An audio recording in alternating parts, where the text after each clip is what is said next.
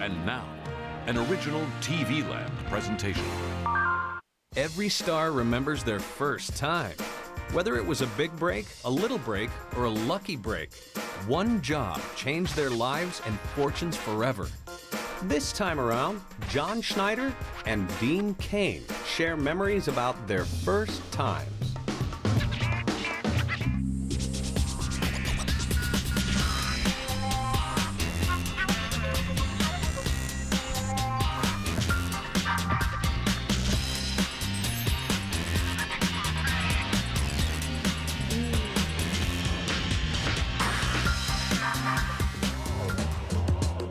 Here is an actor so skilled at role-playing that he boldly fibbed his way through his first big audition, landed the part in style, then went on to become a global celebrity, all at age 18. John Schneider recalls his first time. I was born in New York, so I lived in New York for the first 14 years of my life, did lots of community theater, lots of school theater, and then moved to Atlanta with my mother with IBM. I'd been there for 3.5, 4 years when I had auditioned, got the news about this audition for Dukes of Hazzard. But I was doing theater at the Academy Theater and the Alliance Theater and all kinds of stuff. So I was an actor, you know, in Atlanta from New York. He was found on that initial kind of talent search where they went to, I guess, Dallas and Nashville and Atlanta, and looking for country folk, you know, to populate this show. And I heard about this audition, so I put together all the information I had from all my actor friends and went and tried to nail that sucker. He was a big, great-looking guy. You know, some guys are good-looking, but John was classically handsome. And some guys have a little bit of confidence, but John had loads of it. I borrowed a friend of mine's pickup truck and drove it around for a couple days. Wanted to get the feel of this rather than, you know. So I showed up with a Budman t-shirt, torn up, it was a workout shirt, and a 6-pack of Pabst Blue Ribbon beer. John was the one that really came out of the woodwork. I mean, he's right out of high school. I was 18 years old. I told him I was 24, because that's what they were looking for. I told him I was from Snailville, Georgia, because that's what they were looking for. He was afraid he wouldn't be hired if the producers knew how young he was. And they said, "Can we help you?" I said, "Oh yeah, I'm here for that the Dukes of Hazzard thing. It's hot as a bear. Would you want a beer?" Put my 6-pack on the coffee table and pulled one open. No, that's okay. Just sign in. So I signed in. I drank my beer. When they called me in, I pulled another one off and brought my beer in there and read for them. I learned one thing that actually has served me many times since then. If you aren't exactly what they want from the moment you walk in the door, you'll never convince them otherwise. When I first met John, it was an instant friendship. And who knew it would last this long? She, as far as I knew, she already had the role of Daisy, so she was coming in to read with people. I looked at him and he was so tall and cute and sweet, and he told me good luck. And John read with me, and I just felt it had to be his part. First time I met Tom was in the men's room at what was then the Burbank Studios. Walked in the bathroom and then saw there was a guitar in the stall. I saw a guitar and some boots. I said, "Hey, whose guitar is that?" He said, "Mine. What do you think? It's in here with me, idiot." Oh yeah, I had a guitar with me.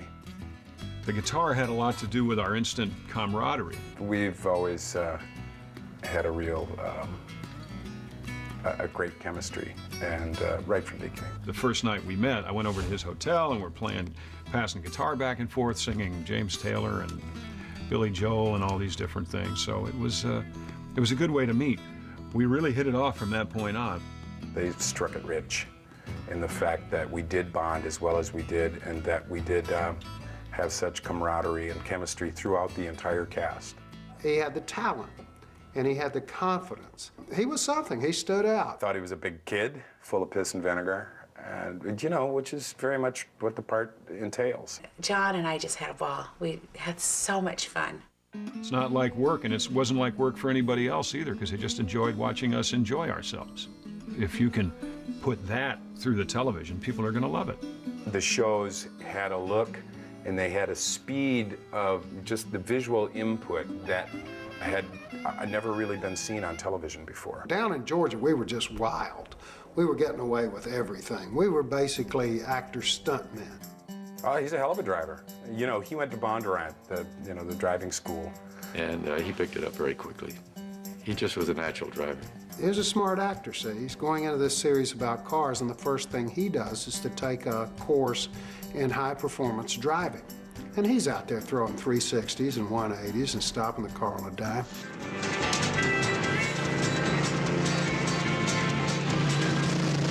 I think we lost him. Huh. You got as much chance of losing them as I have of sprouting horns, honey.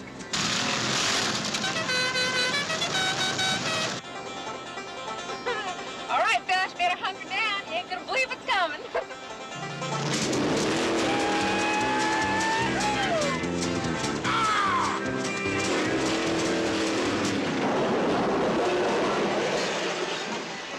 Old Bo picked that up when he was a linebacker at the Hazard County High School. You should have seen some of them games. Well, I don't think there's any doubt about it. It was the best action ever filmed for a television series and set the gold standard that's still imitated today. It would have been easy for somebody to get killed in that show. Permanent injuries, no. I have just a mark here because during, there was a girl in town. Luke was in love with the girl was in love with Luke. She fell out of a rowboat, so John Schneider, Bo, had to jump in and save the girl when the alligator came off the, off the side. So I wrestled an alligator. Really did. I actually wrestled an alligator.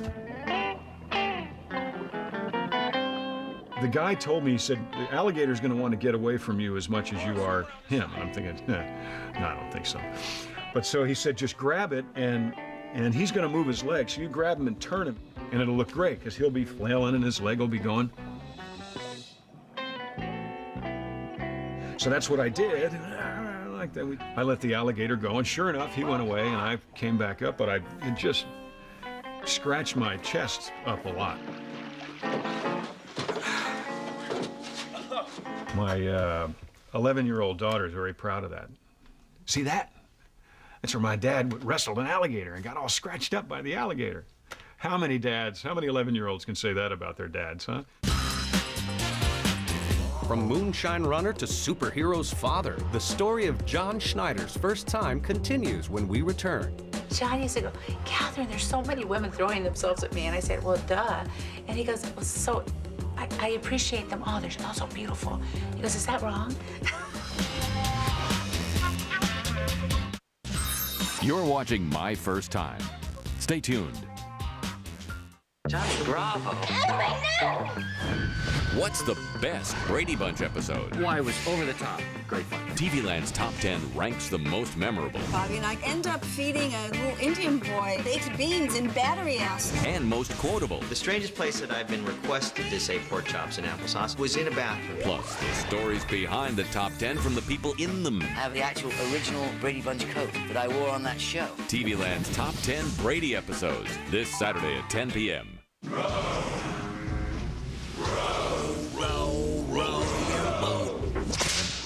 I'd like to know. Well, you got the notion? To rock the boat, don't rock the boat, baby. Rock the boat, don't rock the boat, baby. Rock the boat. New improved Roundup. Now so effective, it even beats the weather. Now Roundup kills the root so fast, nothing can stop it, not even the rain. New improved Roundup. The best gets even better. My kids call me the finisher. Finish up in there. Okay. Finish your homework? Yes. Finish your vegetables. Something I thought I was finished with? Managing my acid reflux disease. I thought it was just bad heartburn, but my doctor said over time, stomach acid was damaging the lining of my esophagus. She prescribed Nexium. Said I needed more than heartburn relief. My esophagus needed repair. One prescription Nexium pill a day not only relieves my heartburn, it healed erosions in my esophagus. So I don't just feel better, I am better. And with the Purple Plus program, I get advice on nutrition, exercise, even ways to save on Nexium. My doctor did say headache, diarrhea, and abdominal pain could be side effects of Nexium, and other serious stomach conditions may still exist. Talk to your doctor about the healing purple pill. I tell him you shouldn't do anything halfway.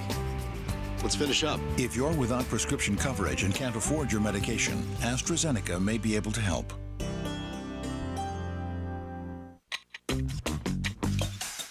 Tired of cleaning your dishes after cleaning your dishes? Get a better dishwashing pack. Cascade 2-in-1 action packs are the only packs combining the scrubbing power of Cascade with the grease-fighting power of Dawn. Because dishes should only be dirty going in the dishwasher, not coming out. Cascade 2-in-1 action packs. Now that's clean.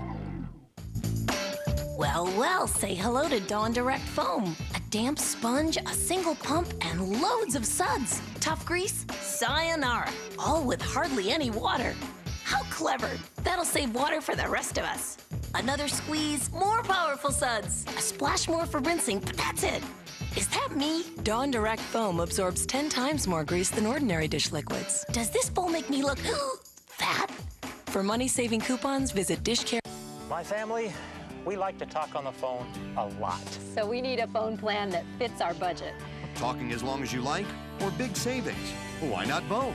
Save big when you get Charter Telephone with unlimited local and long distance, plus the calling features you want, all with high-quality digital sound. Now we can talk as long as we want. And we're saving money. Call 1-888-GET-CHARTER to get Charter telephone service for as low as $29.99 per month. For back pain or sore knees, you need more than support. You need support and pain relief. Icy Hot Pro Therapy puts support and pain relief together. Neoprene support braces hold cold inserts to reduce inflammation or hot inserts to relax away stiffness for up to 8 hours.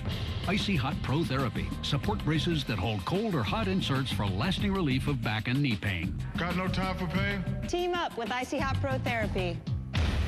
Count on it. Killers everywhere. The experience of watching a movie is great, is it not? But still better is the watching of a movie along with a specially themed classic TV show. That's Friday Movie Show Night on TV Land. This Friday, watch Caddyshack. And Lucy and Ethel golf. What a movie! What a show! A most excellent combo. He's Torben. And she's Dagmar. And the hosting is our pleasure for you.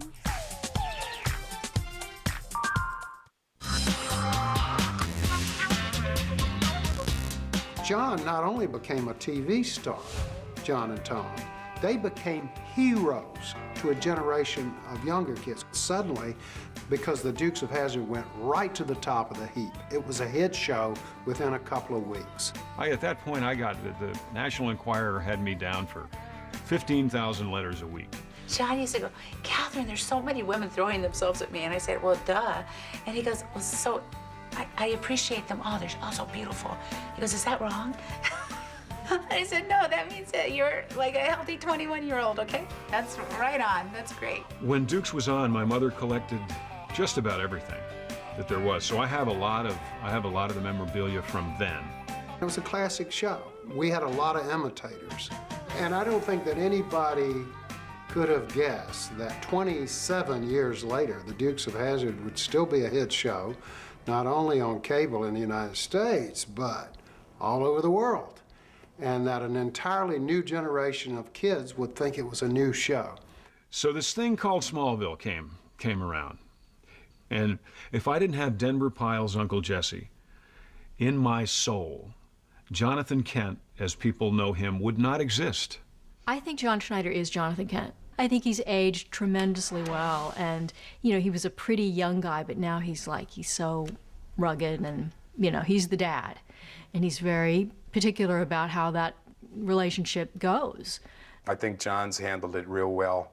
I think he's carved himself out a nice little place there, and I was really flattered that they, wrote me a part.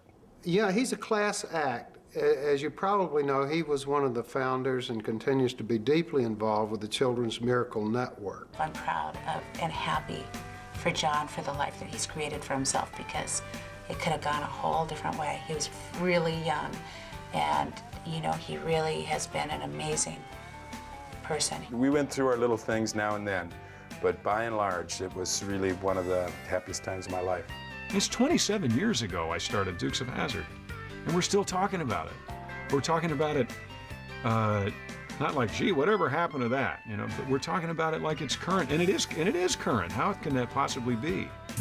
John Schneider has been in the public eye for over 25 years with a successful hit-filled singing career and roles on a multitude of shows from King of the Hill, Dr. Quinn Medicine Woman, to the smash WB series Smallville.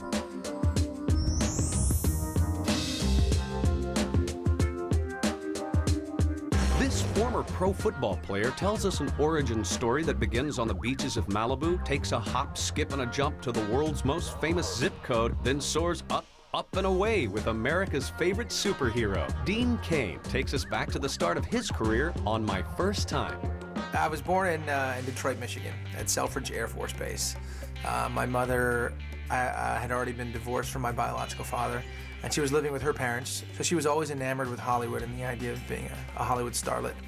So she moved out to Los Angeles. She picked up myself and my brother, and we moved out to Malibu and lived in Paradise Cove, which is just a trailer park. But it's a trailer park in Malibu. It's pretty ideal. Kids that I grew up with in Malibu, you know, Chris Penn, Sean Penn, Rob Lowe, Charlie Sheen, Emilio Estevez, all these kids were in the same, we all grew up in the same area. And Sean Penn was the first one to get into film and acting and doing something. I heard about some of the other kids were getting into it. Rob Lowe was getting into it in the high school years and things. I'd never even entertained the idea that I wanted to be an actor or work in the film business. I was a student and an athlete. I wanted to play sports and go to school. I went off to Princeton University. I was lucky enough to get accepted there and played football there and ran track and played volleyball and had a great, wonderful college experience. And then I was an All-American football player there and set a couple of NCAA records, which got enough attention from the professional ranks that I was able to go play football for the Buffalo Bills for a short time till I got injured. So within a few months, the two things that I had always done best in my life, schoolwork and football, were gone. And I was suddenly sort of thrust out there into the world and having to make a living. So I started acting. I finally got a few little guest starring roles. Beverly Hills 90210. In the episode that apparently everybody on the planet saw, episode of Beverly Hills 90210, where he played Shannon Doherty's love. And it was funny because I saw that episode and he just jumped out so much that I said, you know, it's got a matter of time for this guy. Here I was, feeling guilty for deceiving you when you knew all along I wasn't French. Well, maybe not all along, but the truth is I'm really glad you turned out to be a red-blooded American girl. Mm-hmm. So you don't regret missing your plane and staying here with me in Europe? No, not at all. I really think I'm falling in love with you, Dylan. I mean, Rick. And then I was lucky enough to go in for this project, the new Superman project, called Lois and Clark, The New Adventures of Superman. I walked in the room, and I was apparently the first actor that they had seen. So there he says, "Hi, how are you, Dean? Nice to meet you." I said, "Nice to meet you." And so we read the scenes, and I said, "That's great, thank you." Shook my hand. I said, "Thank you, bye." And I left. And a week went by, and 2 weeks went by, and I thought, okay, there goes, that's just another project that's gone. And then the next day, my agent called and said, "Hey, they're pretty high on you for this Superman project." We had to do these 2 scenes, and there was a possibility that you have to learn to do this 3rd scene. And I did my 2 scenes with the different actresses, and I sat out there knowing they're gonna say, "Dean, you can go home now." And I would get that phone call that I was gonna play Superman. Well, they came out and they said, "Dean, they'd like to see that 3rd scene."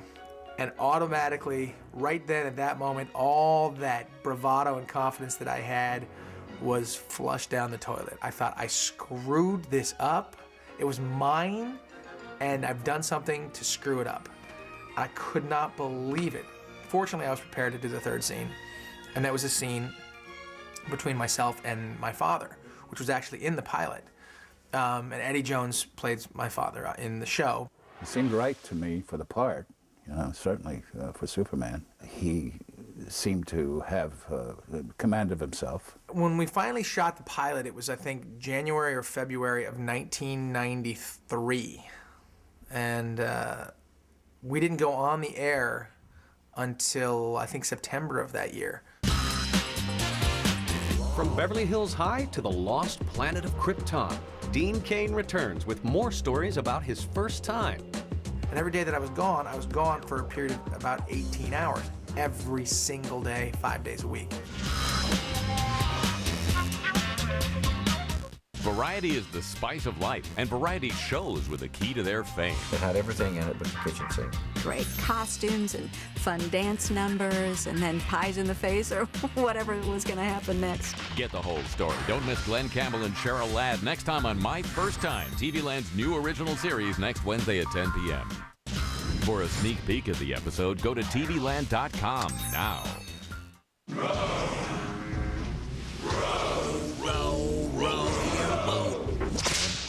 I'd like to know. Where you got the notion? To rock the boat. Don't rock the boat, baby. Rock the boat, don't rock the boat, baby. Rock the boat. My patients say, oh, I can't have a cold drink. I can't have ice cream because it gives me that shock. A sharp pain. It's a shooting pain.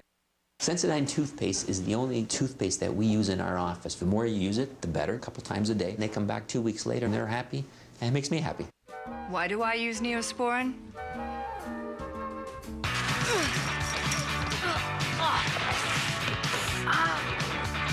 I've got my reasons. And now there's another.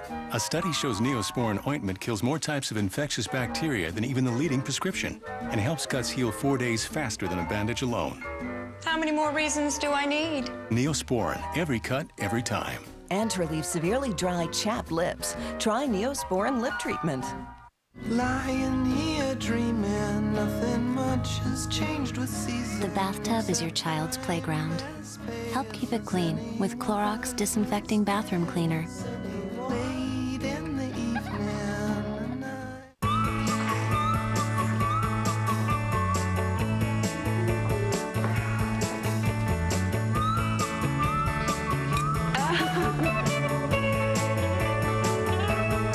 Craft your salad. Oh no.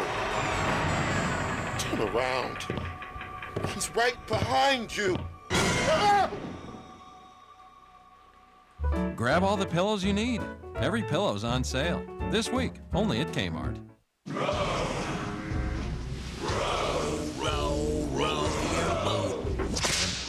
I'd like to know. Where you got the notion? To rock the boat. Don't rock the boat, baby. Rock the boat, don't rock the boat, baby. Rock the boat. Caddyshack movie. And what a movie it is. And Dagmar, have you missed your mind? You said to be the ball. Be the ball. Friday movie show night on TV Land. Be the ball. You're the ball. The ball. It may be a little harsh, but you must be the ball. Oh, he got all of that one. It's in the hole. Caddyshack. This Friday night at 10.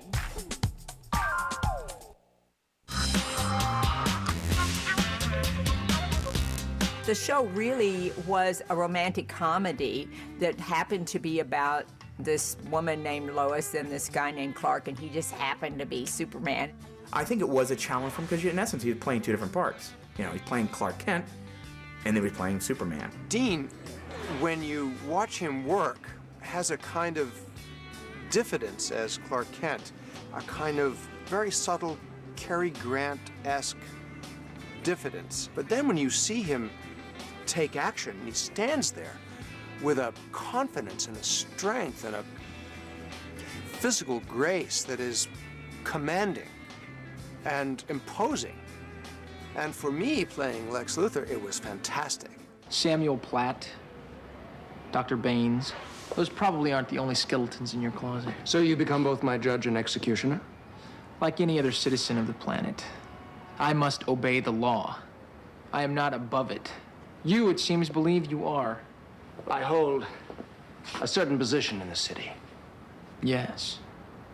And there is nothing that would please me more than to see you dethroned and behind bars like any common criminal. That day will come. Well, I trust not. But, as they say, let the games begin.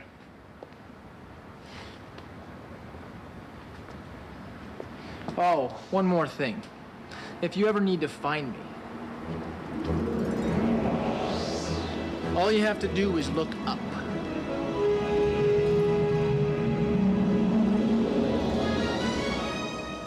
The flying was very interesting because, well, I'm an athlete, first and foremost, so for me that was a lot of fun. The flying stuff, we would do a couple different things. There would be a thing called a teeter-totter. It would be like a teeter-totter we'd do that would do like smaller, lower level things with Dean, just, you know, rising up a little bit, you know, and maybe picking up Lois Lane, Terry Hatcher. And then we do the bigger ones, which were big rigs on the stage against green screen, which he would be flying up in the air probably about 20, 30 feet. People don't realize you have two little screws kind of coming out of your sides, and they drop a cable on each one, and that's it. That's how they fly you.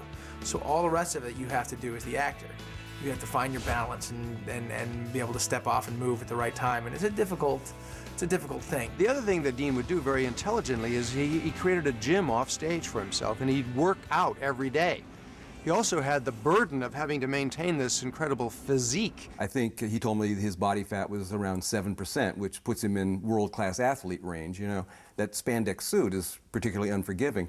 I was gone for a period of about 18 hours every single day, 5 days a week. And we would start work Monday morning at 5:30, 6 o'clock in the morning, and I'd finish Saturday morning at light, 7 o'clock in the morning.